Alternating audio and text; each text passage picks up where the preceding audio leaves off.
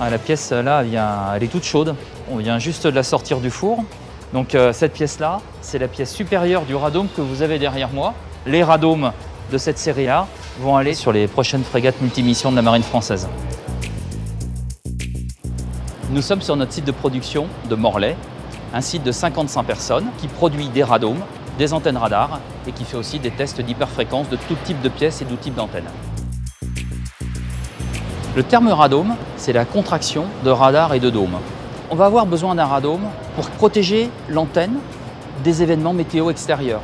Pour faciliter les opérations de maintenance, on peut aussi avoir à mettre un radome pour masquer l'endroit que l'antenne radar écoute, de manière à ce qu'on soit plus discret.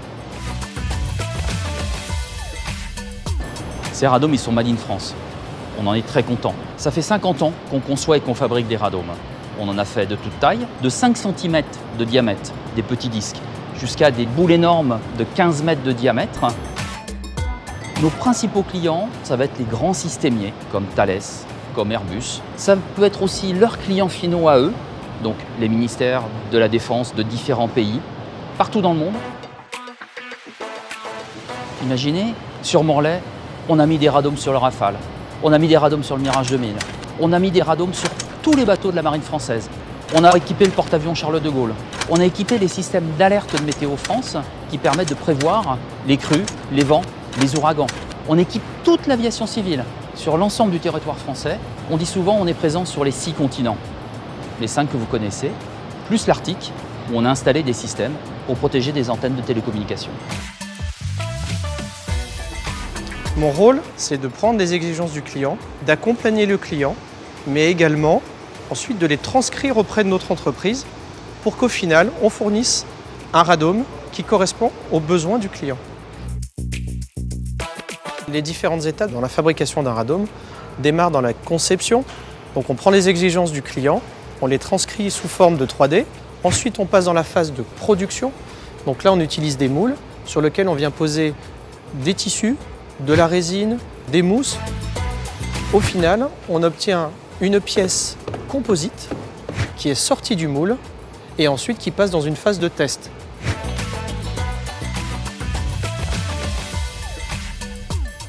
Le radome est fini quand il arrive ici.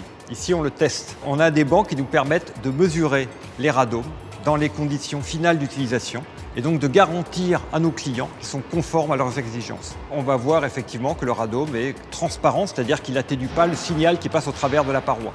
C'est un peu comme une vitre, un radome. On voit à travers, mais c'est pas parfait. Et le but, c'est que la vitre, elle soit la plus transparente possible, qu'on voit au travers comme s'il n'y avait pas de vitre. Pour les ondes, c'est pareil, pour les hyperfréquences. Il y a le même type de phénomène.